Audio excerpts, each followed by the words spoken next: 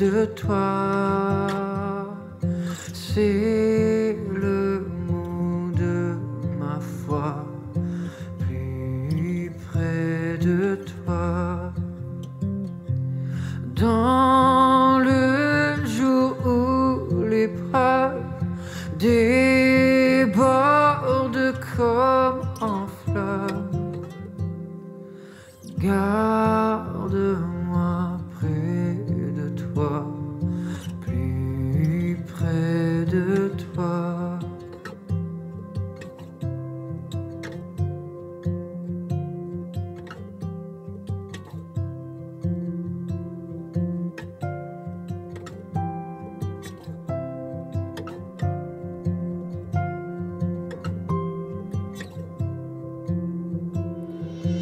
Plus près de toi, Seigneur, plus près de toi.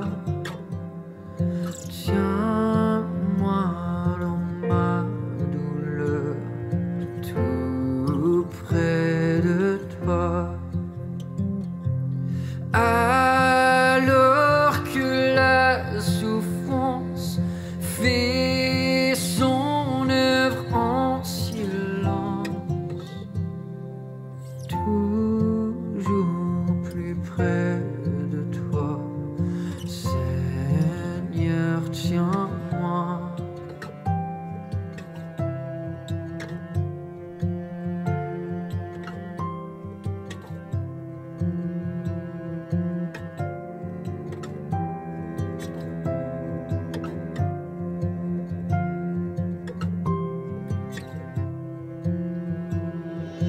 Plus près de toi, toujours plus près de toi.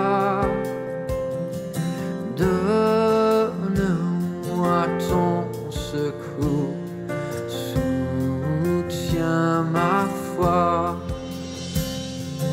Que Satan se déchaîne, ton amour me ramène toujours plus près de toi, plus près de toi.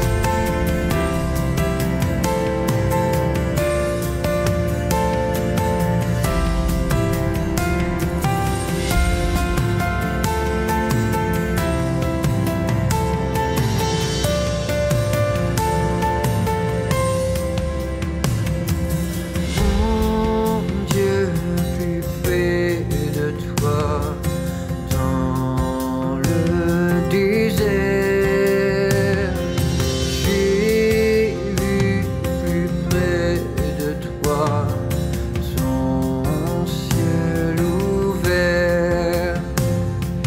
Fais-le un bon courage, ton chant brave l'orage.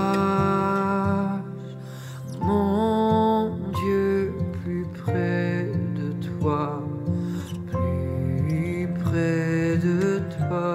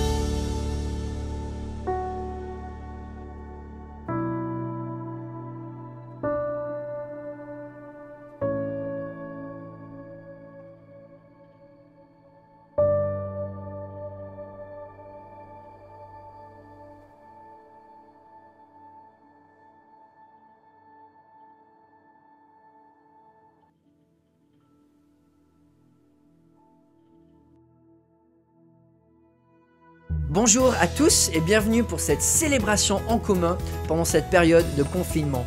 C'est un privilège et une joie pour moi de vous accueillir et de passer ces moments avec vous. Sincèrement, du fond du cœur, merci d'être là. Merci de faire l'effort, merci de prendre le temps, c'est un encouragement pour moi, pour ma famille et je sais pour beaucoup d'entre vous de pouvoir passer ensemble des moments forts autour de la parole et malgré la distance qui nous sépare. Aujourd'hui, Florent Varac va nous apporter la parole dans le psaume 23, un des passages les plus connus et les plus appréciés de toute la Bible. J'ai vraiment hâte de l'entendre. Et c'est vrai que quand on se tourne aux personnages de la Bible, on voit que certains ont connu des situations similaires à ce qu'on vit, et même bien pire, quand on pense à Israël qui a passé 40 ans dans le désert en confinement, et David qui écrit le psaume 23 et beaucoup d'autres psaumes, qui passent 10 ans en errance et en fuite de Saül au risque de sa vie, et qui va écrire de nombreux chants de louanges pendant cette période. Je vous invite à en lire un, le psaume 57. Au chef des chœurs, sur la mélodie de « Ne détruis pas », hymne de David, lorsqu'il se réfugia dans la grotte, poursuivi par Saül. Fais-moi grâce, ô Dieu, fais-moi grâce, car c'est en toi que mon âme cherche un refuge. Je cherche un refuge à l'ombre de tes ailes, jusqu'à ce que le malheur soit passé. Je crie au Dieu très haut, au Dieu qui agit en ma faveur. Il m'enverra du ciel le secours, car celui qui me harcèle me couvre d'insultes. Mon cœur est rassuré, ô Dieu, mon cœur est rassuré. Je chanterai, je ferai retentir mes instruments. Réveille-toi, mon âme, réveillez-vous, mon luth et ma harpe. Je veux réveiller l'aurore. Je te louerai parmi les peuples, Seigneur, je te chanterai parmi les nations. Car ta bonté s'élève jusqu'au ciel et ta vérité atteint les nuages. Élève-toi au-dessus du ciel, ô Dieu, que ta gloire resplendisse sur toute la terre. Je trouve ça incroyable que David écrit ce psaume alors qu'il est dans une grotte, dans une situation périlleuse, extrêmement dangereuse. Et il écrit ce chant en disant « J'ai envie de voir Dieu à l'œuvre ». Et alors qu'il est dans une période complètement folle, il a hâte à ce que le jour commence. Il a tellement hâte qu'il devance l'aurore pour aller dans la présence de Dieu, parce qu'il a soif de voir ce Dieu si grand agir. Et c'est vrai que peu importe les montagnes que nous avons devant nous, nous avons un sommet qui les dépasse toutes, et c'est la gloire de Dieu. Et je vous invite, avec 3 chants, à tourner le regard vers Dieu et célébrer sa grandeur et sa gloire. Pour le premier chant, je vais inviter mon épouse, Sophia, à chanter avec nous.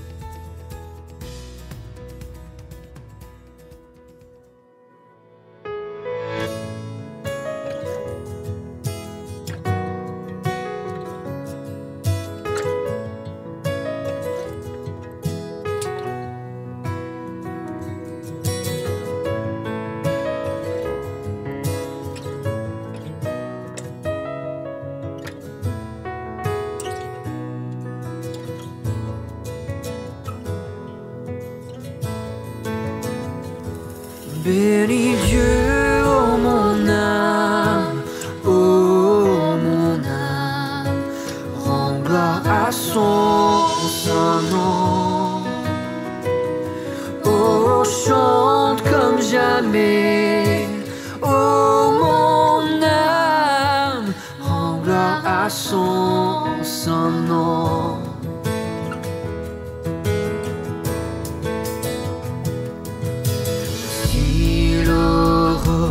L'aube d'un nouveau jour, pour toi un chant doit s'élever devant ce qui m'attend et ce qui pourrait arriver. Qu'à la fin du jour je te chante encore. Bénis Dieu, ô mon âme, rends gloire à son saint nom. Oh, chante comme jamais, oh mon âme, rends gloire à son saint nom.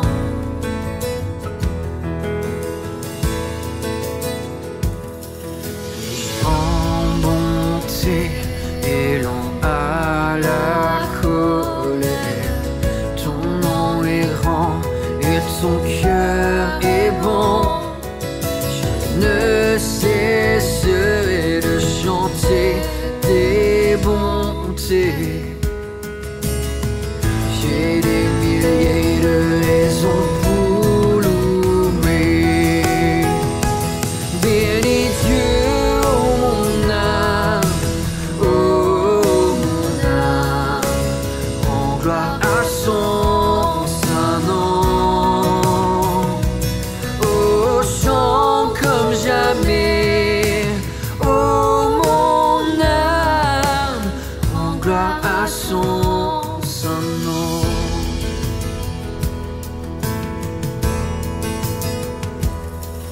Un jour viendra, je n'aurai plus de force. Mon heure venue, la fin sonnera. Pourtant mon âme chantera tes louanges. Pendant des milliers d'années, oui, sans fin. Bénis Dieu, oh mon âme, rends gloire à son saint nom. Oh, chante comme jamais, oh mon âme, rends gloire à son saint nom. Bénis Dieu, oh mon âme, oh mon âme, rends gloire à son saint nom. Oh, chante comme jamais, oh mon âme, rends gloire à son saint nom. Je rends gloire à son saint nom. Je rends gloire à son saint nom.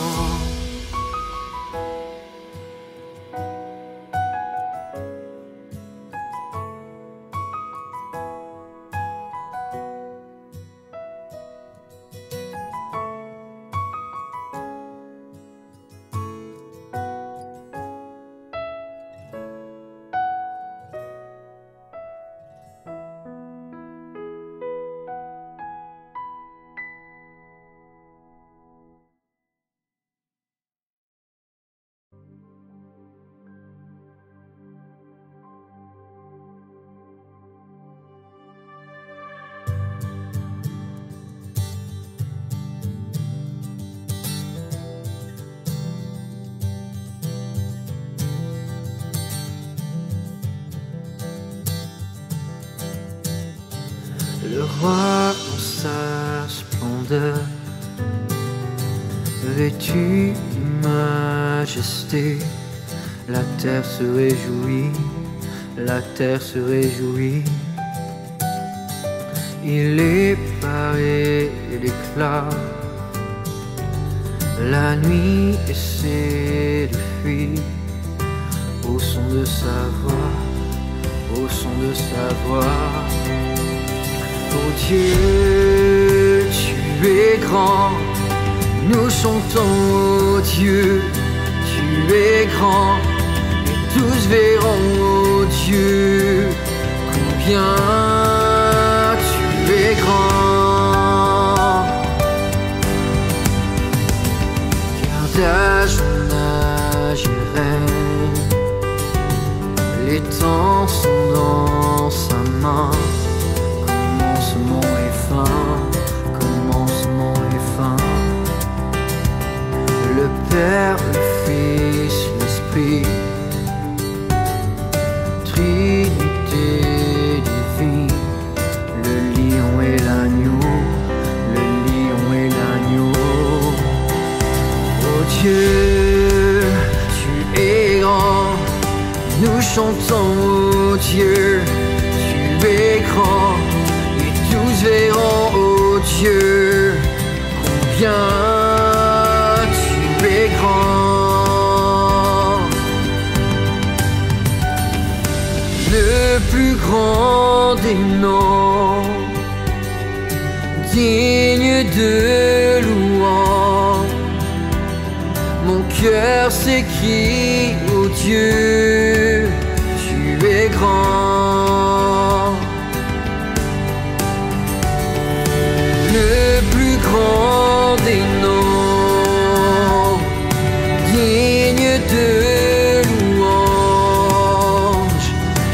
cœur s'écrie, oh Dieu, tu es grand. De tout mon être, alors s'élève un chant. Dieu tout-puissant, que tu es grand.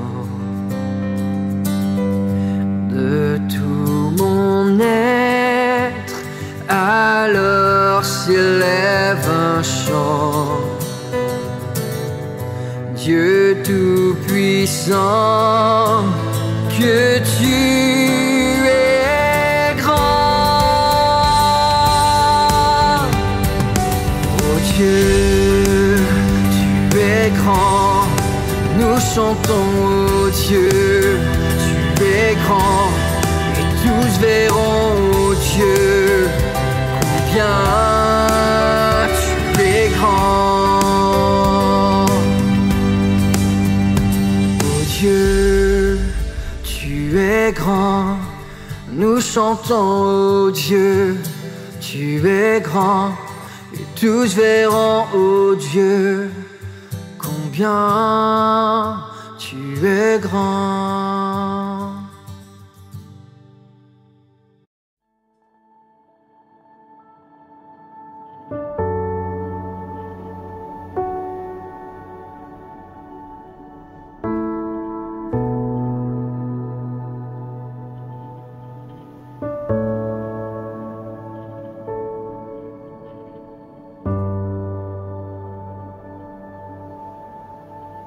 Oh Jésus, je t'aime, je te sais à moi. Oh, quelle joie extrême me retient à toi. Les plaisirs du monde m'attirent plus. Ton amour m'inonde, je t'aime, oh Jésus.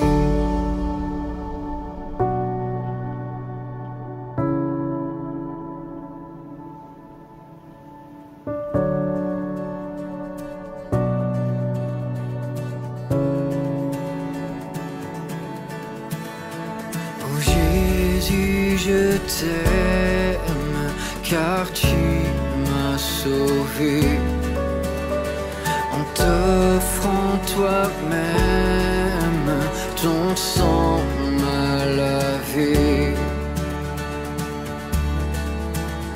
Sur la croix bénie, pour moi tu mourus.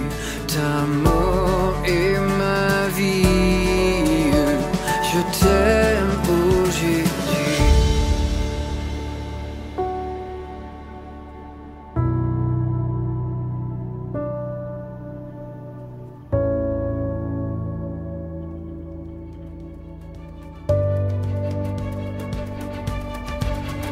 Jésus,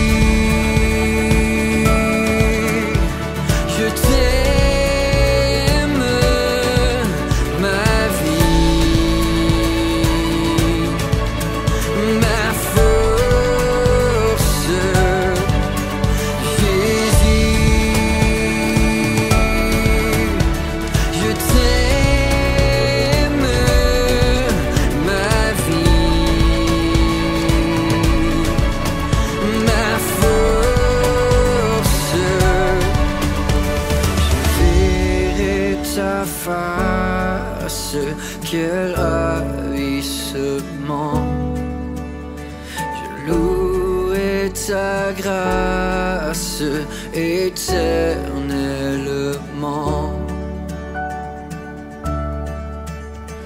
Et dirai sans cesse avec les élus l'hymne d'allégresse. Je t'aime, oh Jésus.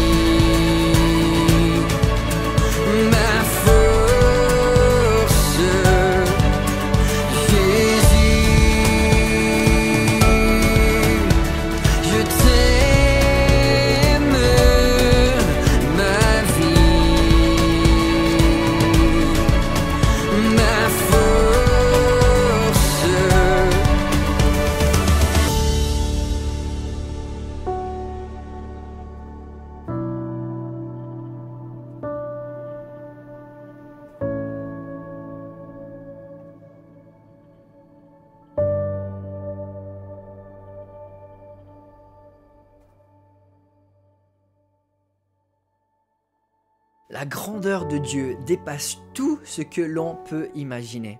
Il n'a pas fini de révéler ses merveilles. Nous allons maintenant passer 2 temps de méditation, de prière. Pour un premier temps, je vous encourage à méditer sur la grandeur de Dieu. Je vais lire un verset, vous pouvez méditer dessus ou prier librement comme vous le sentez. David écrit en 1 Chronique 29, « À toi, Éternel, sont la grandeur, la puissance et la splendeur, l'éternité et la gloire, car tout ce qui est dans le ciel et sur la terre t'appartient. À toi, Éternel, sont le règne et l'autorité suprême. C'est de toi que viennent la richesse et l'honneur. C'est toi qui domines sur tout. C'est dans ta main que sont la force et la puissance. Et c'est ta main qui a le pouvoir de tout agrandir et de tout fortifier. Maintenant, notre Dieu, nous te louons et nous célébrons ton nom glorieux. »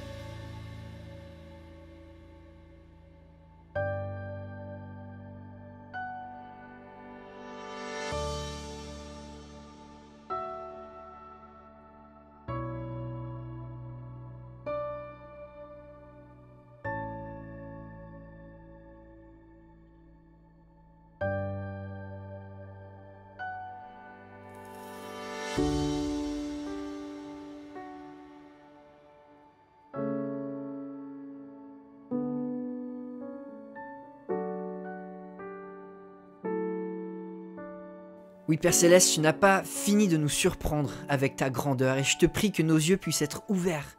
Ouvre les yeux de notre cœur pour avoir la foi et saisir l'œuvre que tu es en train de faire aujourd'hui dans nos cœurs, autour de nous, dans notre nation, de nous d'avoir soif de te voir à l'œuvre et de découvrir de plus en plus ta majesté. Amen. Nous allons maintenant passer un deuxième moment de prière et d'intercession. Je vous invite à remettre à Dieu les sujets que vous avez à cœur. Peut-être continuer de prier que Dieu nous soutienne pendant ce temps de confinement, qu'il révèle sa grandeur, que Dieu accompagne le corps médical, les autorités. Il y a tellement de sujets que nous pouvons lui remettre. Prions ensemble.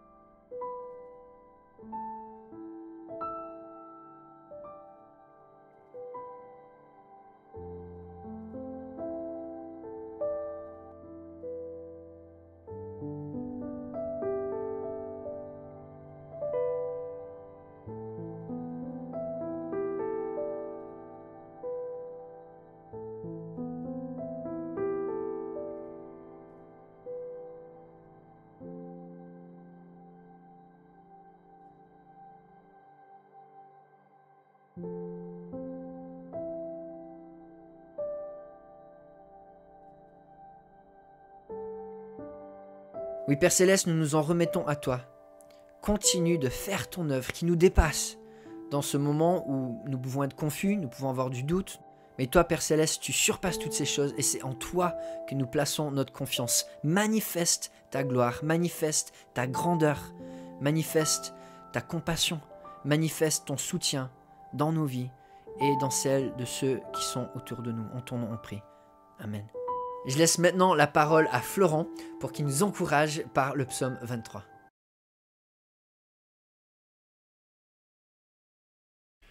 Ce matin, j'aimerais commencer par la description de 2 métiers susceptibles de vous intéresser en cette fin de confinement qui se profile à l'horizon. Le premier est celui de guide de haute montagne. Ça fait rêver, non? Alors comme je ne connais absolument rien à ce travail, je me suis renseigné sur ce qui était requis pour l'exercer. Voici ce que dit le site L'Étudiant. Les qualités premières d'un guide de haute montagne doivent être avant tout physiques. Sa santé et ses capacités techniques doivent être constamment optimales et il doit faire preuve d'une grande résistance nerveuse. Attention cependant, le métier est déconseillé au casse-cou. Il s'agit avant tout d'assurer la sécurité du groupe, de prévenir tous les dangers et de garder son sang-froid en toutes circonstances. Le relationnel tient évidemment une place primordiale dans le métier de guide de haute montagne, dont le succès repose énormément sur la relation de confiance tissée avec les alpinistes amateurs. Un guide patient et pédagogue bénéficiera d'une clientèle fidèle et d'un bon bouche à oreille. Le second métier qui m'intéresse pour ce début de message, c'est celui de hôte pour une maison d'accueil. Alors, là encore, je ne connais pas grand-chose sur cette activité, donc je me suis renseigné et voici ce que nous dit le site Airbnb au sujet des qualités requises d'un bon hôte. Expertise. Les hôtes sont experts et véritablement passionnés par leur activité, ils donnent du sens à leur expérience et l'enrichissent avec du contexte et des anecdotes personnelles. Accès privilégié. Les hôtes ont accès à des lieux ou des activités que la plupart des voyageurs n'auraient pas pu découvrir par eux-mêmes. Ils encouragent les voyageurs à s'impliquer activement dans l'activité, la communauté ou la culture locale. Contact humain. Les hôtes cherchent à nouer des liens personnels avec leurs voyageurs. Ils font tout leur possible pour que les voyageurs se sentent accueillis personnellement et chaleureusement. Lorsqu'ils repartent, les voyageurs ne sont plus des inconnus, mais de véritables amis. Je ne sais pas si ces 2 activités vous intéresseront, mais en tout cas, ce sont les 2 activités principales qui nous sont dépeintes de la part de Dieu dans le psaume 23. Nous voyons dans le psaume 23 que Dieu est à la fois un guide et un hôte pour ceux qui sont ses enfants. Psaume 23. Psaume de David. L'Éternel est mon berger, je ne manquerai de rien. Il me fait reposer dans des verts pâturages, il me dirige près des eaux paisibles, il restaure mon âme. Il me conduit dans les sentiers de la justice à cause de son nom. Quand je marche dans la vallée de l'ombre de la mort, je ne crains aucun mal car tu es avec moi. Ta houlette et ton bâton, voilà mon réconfort. Tu dresses devant moi une table en face de mes adversaires. Tu oins d'huile ma tête et ma coupe déborde. Oui, le bonheur et la grâce m'accompagneront tous les jours de ma vie et je reviendrai dans la maison de l'Éternel pour la durée de mes jours. Ce psaume nous montre que le Seigneur est pour ses enfants un guide et un hôte par excellence. Il faut remarquer que ce psaume fait partie d'une trilogie de 3 psaumes, les psaumes 22, 23 et 24, qui dépeignent chacun, de façon différente, les qualités du Messie qui vient. Le psaume 22 regarde en arrière, par rapport à nous-mêmes bien sûr, regarde en arrière à la crucifixion. L'image qui nous est présentée est un serviteur qui vient souffrir. Le symbole là est celui de la croix, ce qui est spectaculaire parce que c'est un psaume qui a été écrit des siècles avant que les Romains n'inventent la crucifixion. Le psaume 23 ici nous présente l'image d'un Dieu qui agit maintenant pour nous, qui nous guide, qui nous accompagne, l'image du berger, le symbole est la houlette. Et puis le psaume 24 met l'accent sur l'avenir, le futur, il est celui qui viendra régner. Le symbole est la couronne et c'est un roi qui est notre sauveur. Mais ce que je voudrais regarder maintenant avec vous, c'est ce que nous dit le psaume 23. Le premier point que je voudrais voir avec vous, c'est que Dieu me guide avec soin. C'est ce que nous voyons au verset 1 à 4. Et nous avons ici l'image la plus célèbre de toute la Bible pour décrire Dieu, mais c'est aussi l'image la plus improbable. D'un côté, vous avez le Seigneur, le Créateur, avec toute sa majesté, sa puissance, sa gloire. Et puis d'un autre, vous avez l'image du berger, une profession plutôt méprisée du temps de l'Ancien Testament comme du temps du Nouveau Testament. Imaginez que vous soyez invité à un grand gala avec des sportifs, avec des stars du monde du spectacle, avec des ambassadeurs, des présidents. Et puis là, vous entrez, quelqu'un vous dit « Vous faites quoi comme métier ?» Et vous dites « Vous êtes berger ». Je peux vous garantir que vous allez susciter des questions peut-être et des remarques un peu sarcastiques ou maladroites. Et c'est vraiment quelque chose qui est surprenant, que Dieu veuille se présenter comme un berger. Et c'est le cas dans l'Ancien Testament. Dieu est présenté comme un berger. Les leaders de la nation d'Israël sont présentés comme des bergers. Le Messie annoncé en Ésaïe 40 est présenté sous les traits d'un berger. Donc c'est une image assez forte du leadership que nous trouvons dans l'Ancien Testament. Alors qu'est-ce que ça veut dire pour nous? Dieu s'engage à mes côtés. C'est le nom le Seigneur, Yahweh, qui est utilisé pour Dieu ici. Ce n'est pas le titre de Dieu en quelque sorte, ou sa fonction, c'est le nom de l'alliance, celui qui entre en relation avec les siens. Tout au long du psaume, vous avez un accent placé sur le pronom personnel, moi, mon, je. Il y a une relation intime, personnelle de Dieu avec ceux qu'il sauve. N'est-ce pas ce que nous dit l'Évangile également? À tous ceux qui ont reçu Jésus-Christ, il a donné le pouvoir de devenir enfants de Dieu. Nous entrons dans une relation personnelle avec Dieu à un moment ou à un autre de notre vie, pour peu que nous l'acceptions. Deuxièmement, Dieu s'engage à me rassasier. Les pâturages, l'eau, c'est le rêve d'une brebis. Enfin, je l'imagine, parce qu'une brebis ne fait pas grand-chose d'autre que de manger et de boire. Et donc c'est ce rêve-là, et en même temps c'est la nourriture fondamentale, c'est le besoin essentiel qui nous est, qui est évoqué ici. N'est-ce pas ce que l'Évangile dit également?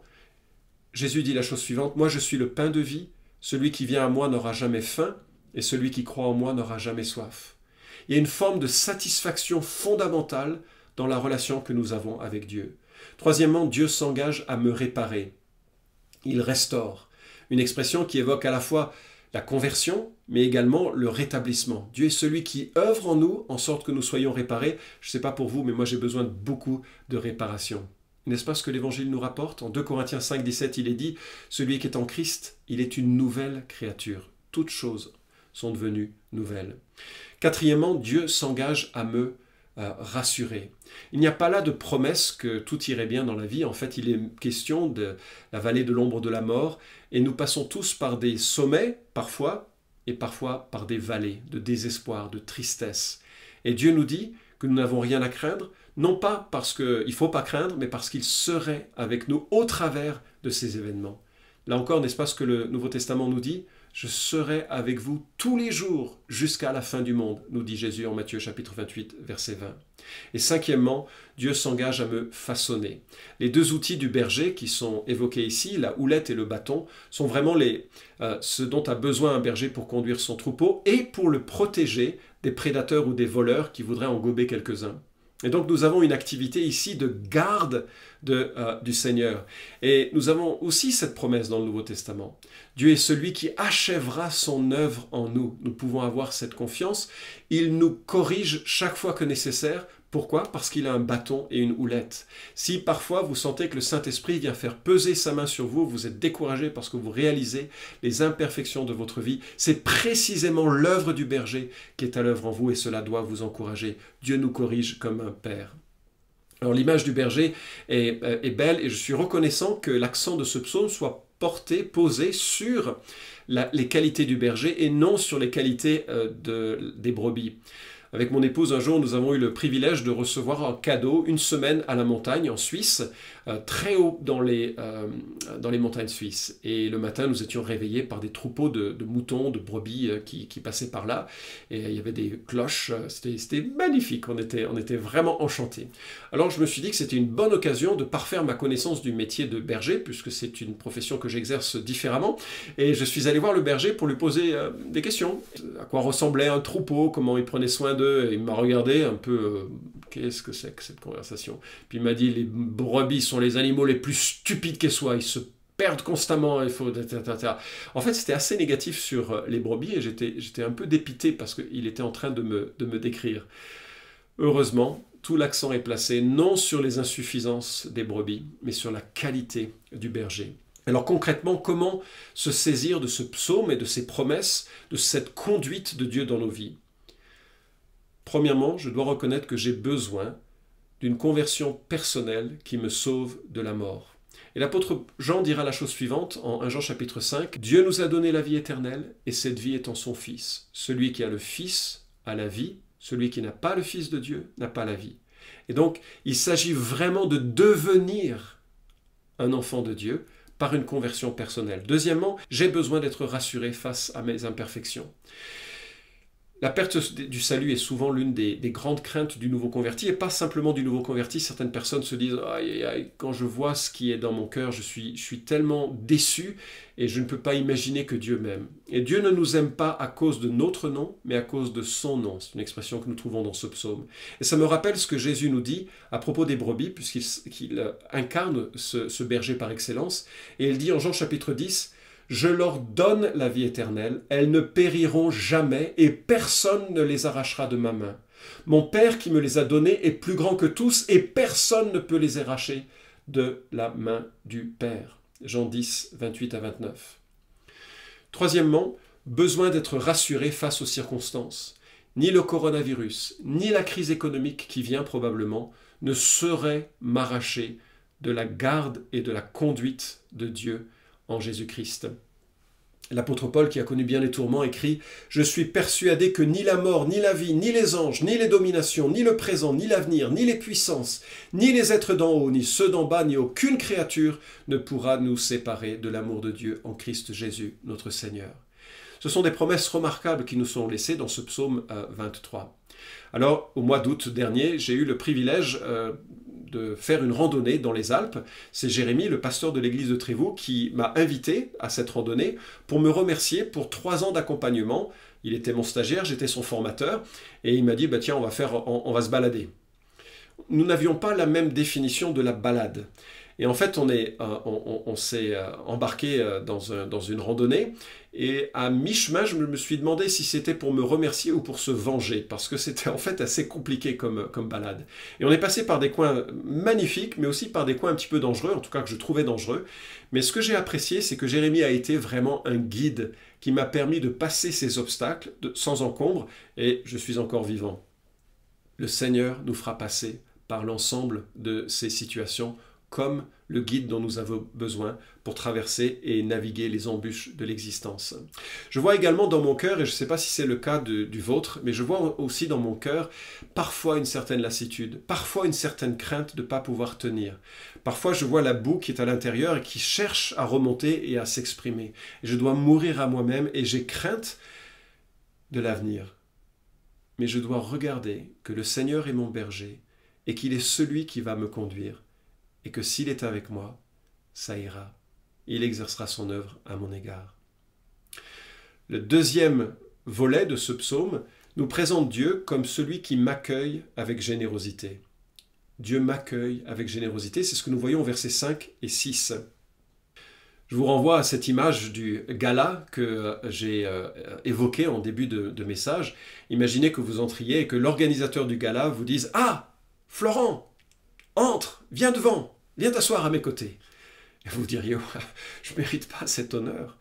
Et bien sûr, c'est ce que Dieu fait vis-à-vis de ses enfants. Il dresse devant nous une table. Alors, la notion de table dans le Moyen-Orient est une notion d'alliance, une notion généreuse, une notion abondante. Lorsque vous avez mangé avec quelqu'un, vous ne pouvez plus être son ennemi.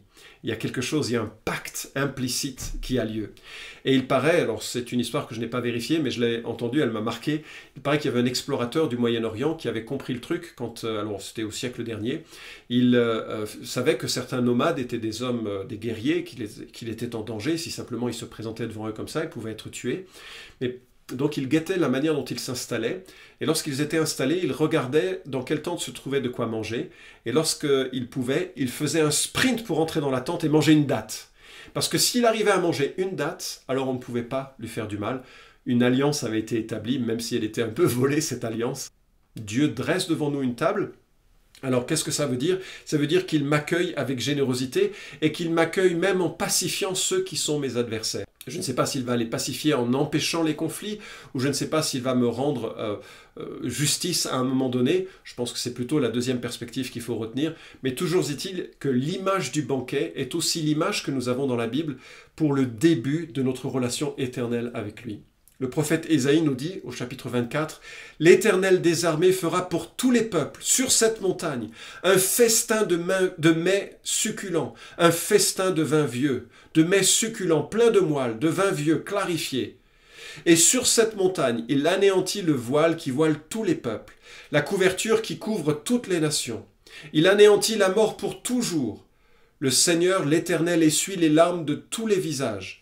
Il fait disparaître de toute la terre le déshonneur de son peuple, car l'Éternel a parlé. » La Bible nous présente une destinée qui commence par un banquet qui symbolise tout l'accueil et toute l'alliance que Dieu a signée pour nous. Deuxième remarque, il m'honore. Il y a la notion d'huile qui est versée sur la tête. Alors très prosaïquement, l'huile était utilisée sur la tête pour éviter les poux, mais comme c'était de l'huile odoriférante, il y avait aussi cette notion un peu d'honneur, de bien-être qui était diffusée. Et d'imaginer que Dieu oint d'huile ma tête, c'est aussi, il fait de moi quelqu'un de spécial, de mis à part, l'onction, de consécration, est peut-être aussi l'une des images qui est associée à ça. Il m'honore, et ça c'est très surprenant, un berger qui honore sa brebis. Et puis, troisièmement, il nous comble. Ma coupe déborde. Dieu ne fait pas que nous servir un fond de verre, il nous sert une coupe abondante. Une coupe abondante qui va au-delà de l'existence puisqu'elle nous conduit jusqu'à non seulement tous les jours de ma vie, mais pour la durée de mes jours. Je reviendrai dans la maison de l'Éternel éternellement. C'est une des promesses un peu poétiques qui nous annonce que nous serons un jour dans sa présence. Alors parfois on a cette image d'un Dieu qui est un peu distant, qui nous regarde, qui nous sauve, certes, il est mort pour nos péchés. Mais c'est tellement plus généreux que ça. Vous vous souvenez de l'image que nous avons en Luc 15 du pécheur qui revient vers son père en disant « mais je me suis planté » et Dieu le revêt d'une tunique neuve, Dieu l'honore. Le prophète Sophonie nous donne cette promesse extraordinaire. « L'Éternel ton Dieu est au milieu de toi, un héros qui sauve. » Il fera de toi sa plus grande joie. Il gardera le silence dans son amour pour toi. Il aura pour toi une triomphante allégresse. Voilà notre Dieu, la manière dont il nous accueille. Il ne nous accueille pas chichement comme s'il était obligé de le faire. Il nous accueille avec libéralité, générosité et éternité. Notre parcours du psaume 23 s'achève et nous voyons donc en Jésus l'extraordinaire hôte guide. Vous vous souvenez des deux descriptions de poste que j'ai faites en début de message? Alors, j'aimerais revenir sur ces descriptions de poste. Guide de haute montagne. Par comparaison, Jésus a une santé exceptionnelle. Il est ressuscité. Il a du sang-froid, il a regardé la mort en face et il l'a vaincu. Il a accepté la séparation d'avec le Père pour nous, ses clients. Pour nous, il est mort pour nous emmener avec lui. Il a le sens des relations humaines. C'est un bon pédagogue qui nous accompagne sur tous les sentiers de la vie. Vraiment, c'est un guide. Vous vous souvenez de la description que j'ai faite de l'hôte Airbnb? Moi, je remarque également que Jésus est un hôte parfait. D'abord, il a l'expertise. Il connaît bien le paradis puisque la Bible dit qu'il nous prépare une place afin que là où il est, nous y soyons aussi. Il connaît également tous les chemins par lesquels nous devons passer. Il a lui-même été tenté en toutes choses, comme nous, et il est capable de nous secourir. L'expertise, c'est vraiment son domaine. Deuxièmement, on a vraiment un accès privilégié. D'ailleurs, la Bible dit que Jésus est le chemin, la vérité et la vie, que nul ne vient au Père que par lui. Pourquoi? Parce qu'il est l'envoyé du Père pour nous amener à lui. Il est le pontife par excellence, pour reprendre l'expression de 1 Timothée chapitre 2. Accès privilégié, nous avons un accès illimité et complet au Père, au paradis, par la personne de Jésus-Christ. Troisièmement, contact humain. Il a fait de nous ses enfants. C'est plus que du contact humain. Il est devenu homme pour nous parler en sorte que nous puissions le comprendre. Et il restera à jamais homme. Il fait de nous ses cohéritiers.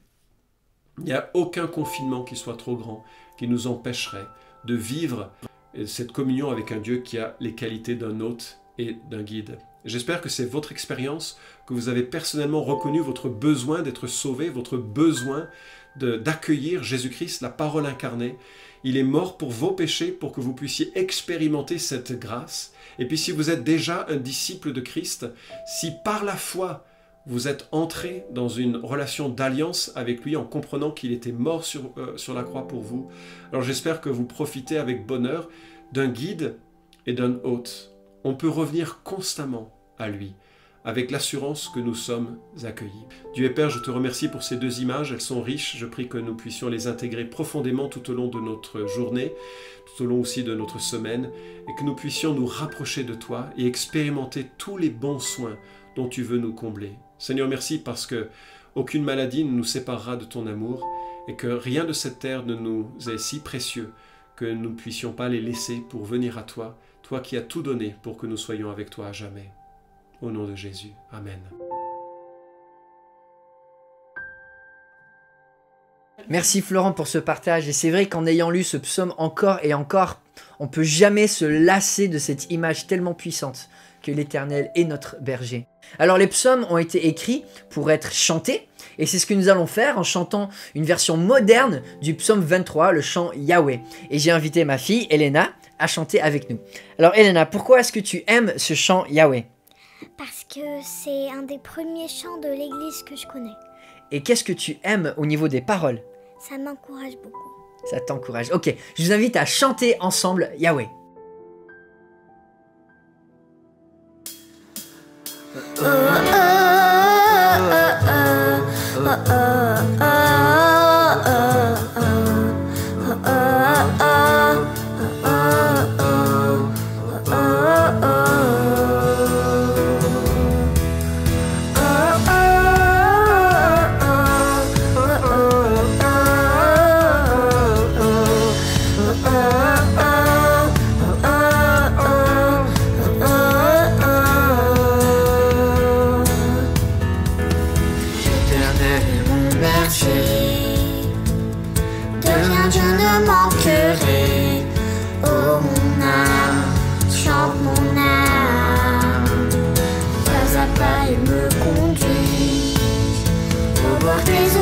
Je le suis, oh mon âme, chante mon âme.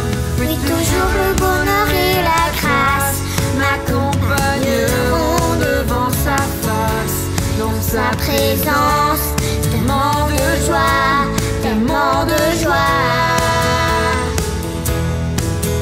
Mais tant qu'il se trouve auprès de moi, aucun mal, mon âme, tu ne craindras. Et dans son temple, je reviendrai, je reviendrai.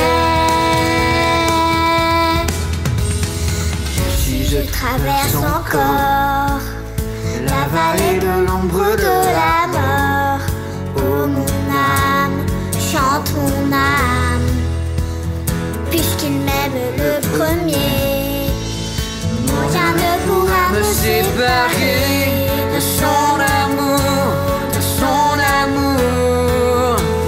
Toujours le bonheur et la grâce m'accompagneront devant sa face, dans sa présence, tellement de joie, tellement de joie.